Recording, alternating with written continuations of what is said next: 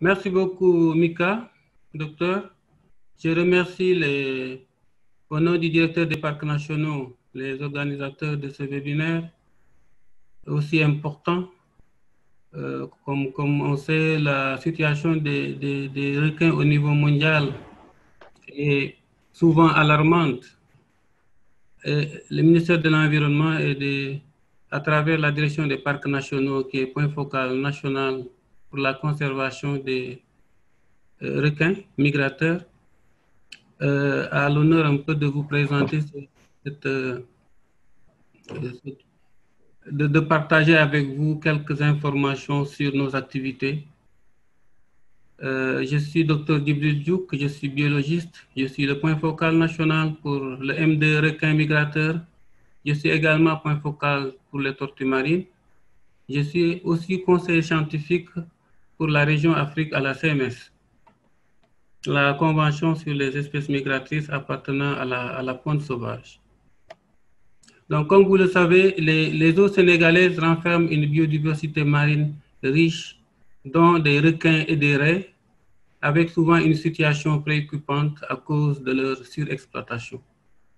Au niveau national, on dénombre plus de 70 espèces de raies et de requins. Malheureusement, ces animaux sont des animaux à croissance particulièrement lente et ne bénéficient pas de protection contre la pêche excessive qui menace leur survie. Aujourd'hui, la plupart de ces requins sont inscrits dans la liste rouge des espèces menacées de l'UICN, avec près de 60% des requins pélagiques qui sont menacés d'extinction. Donc, au Sénégal, les populations de requins sont en nette diminution à cause des prises qui sont passées au niveau national d'au moins de 12 000 tonnes en 2001 à peu près 5 500 tonnes en 2013. Donc, on est passé de 12 000 tonnes en 2001 sur les captures en 2001 à 5 500 tonnes en 2013. Et l'essentiel, c'est un peu au niveau de la pêche artisanale. Cette forte baisse est liée à aux prises accidentelles, aux prises ciblées. Et donc, la rareté de la ressource aujourd'hui montre un peu que malgré que l'effort de pêche a augmenté, les débarquements deviennent de plus en plus rares. Donc, il est noté que selon la liste rouge de l'UICN de 2008, 65% des requins les plus débarqués et qui représentent 90% des requins débarqués au Sénégal sont soit vulnérables, soit en danger. J'ai un petit souci par rapport au texte. Souvent, tout ne sort pas à cause du mode diaporama. Un des cas les plus préoccupants est celui du requin mako, qui est généralement pris en tant que prise accessoire parce que très prisé par la valeur élevée de sa viande et de ses ailerons, et le tout combiné à sa vulnérabilité. Le mako a connu une baisse significative de sa population au cours de ces dernières décennies, avec une baisse de 60% au niveau de l'Atlantique. Donc, ça, c'est une photo de mon ami Mika. Donc, que faire pour stopper ce déclin des requins en général et du mako en particulier? Des initiatives sont prises tant au niveau national qu'au niveau international. Au niveau national, sur le plan législatif et réglementaire, les requins bénéficient de réglementation à travers la loi 2015-18 du 13 juillet 2015 portant code de la pêche. Le Sénégal aussi dispose d'un cadre réglementaire jouant un rôle fondamental en ce qui concerne le contrôle de l'application et le respect des mesures visant à réduire les menaces sur les requins et les raies et d'entreprendre des actions pour une gestion rationnelle de ces espèces.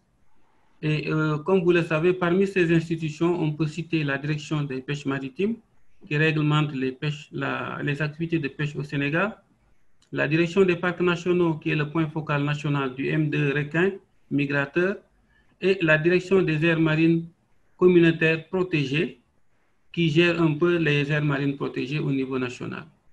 D'autres institutions de recherche comme le Centre de recherche océanographique de Dakar-Thiaroye aussi et la Commission sous-régionale des pêches jouent un rôle important dans la réglementation et la conservation de ces espèces. Comme vous le voyez un peu sur cette carte, l'effort que l'État du Sénégal met dans la conservation des ressources marines et côtières, l'essentiel des aires protégées au niveau national se trouve sur le littoral. On a à peu près ici, au niveau national, près de 24 aires protégées gérées par les deux directions, DAMP et DPN. Plus ou moins les 22 se situent sur le littoral, ce qui montre l'importance que l'État du Sénégal accorde à la conservation des ressources marines et côtières. Au niveau international, le Sénégal a adhéré à l'essentiel des conventions comme la CITES, mon collègue Abba est passé tout à l'heure, la CMS, la CDP, la Convention de Berne, la Convention de Ramsar, la Convention sur les changements climatiques, etc. Et toutes ces conventions visent directement ou indirectement à la protection des requins et des raies.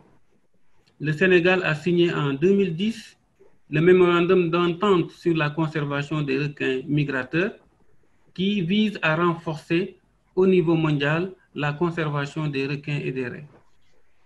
Notre pays aussi dispose depuis 2006 d'un plan national de conservation des requins et l'application de ces mesures de protection, cependant, malheureusement reste très partielle.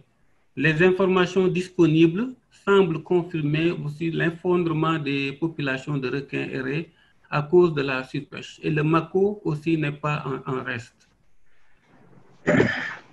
Donc la mise en œuvre du plan requin du Sénégal amorcé depuis 2006 avec l'appui du projet d'appui à la mise en œuvre du plan régional d'action pour la conservation des requins a permis d'avoir quelques résultats par rapport à la formation sur la reconnaissance des espèces et la collecte des données, la mise en place d'un réseau d'enquêteurs, la conduite d'études sur les écologies et la biologie sur les pêcheries, des propositions sur des mesures d'aménagement, l'identification d'indicateurs pour un observatoire d'exploitation des requins, le renforcement des capacités par l'appui à la formation diplômante.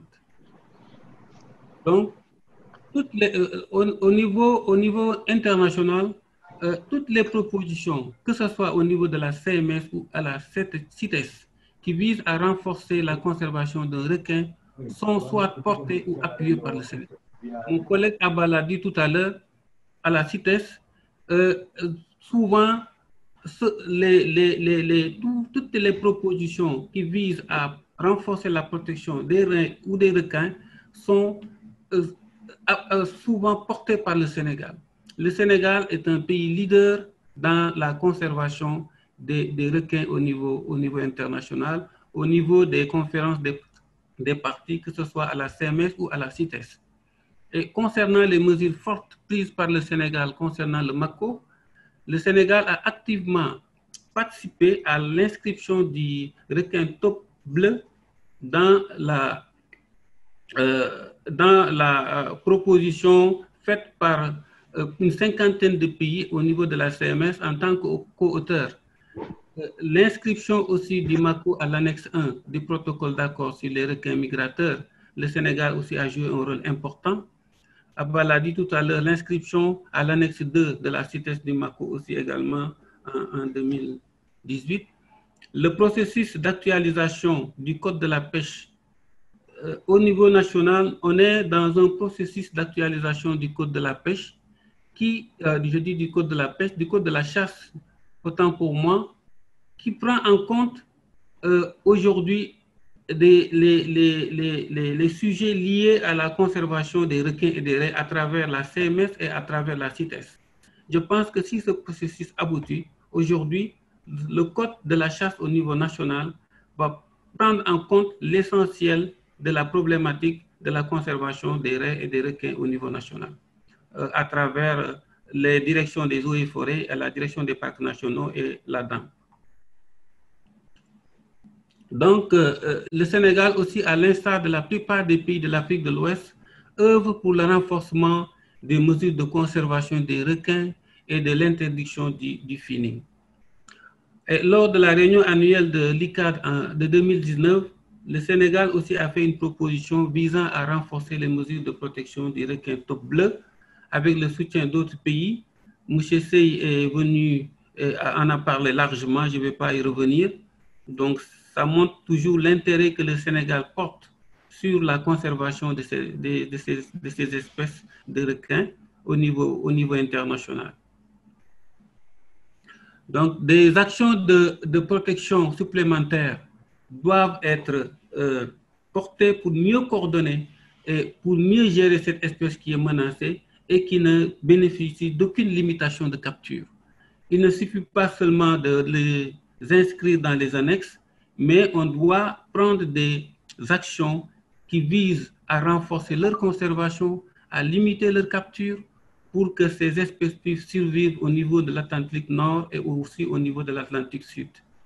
Donc, comme vous l'avez bien dit, le défi majeur, c'est d'atteindre un taux de mortalité écologiquement durable des requins, tout en assurant les revenus et en veillant à la sécurité alimentaire des communautés côtières. Et le Sénégal est engagé dans ce sens et on veut allier la conservation au développement économique. Et je pense que ce webinaire entre dans ce sens-là et nous sommes très contents d'avoir participé à ce dialogue, cette réunion et je vous remercie de votre aimable attention.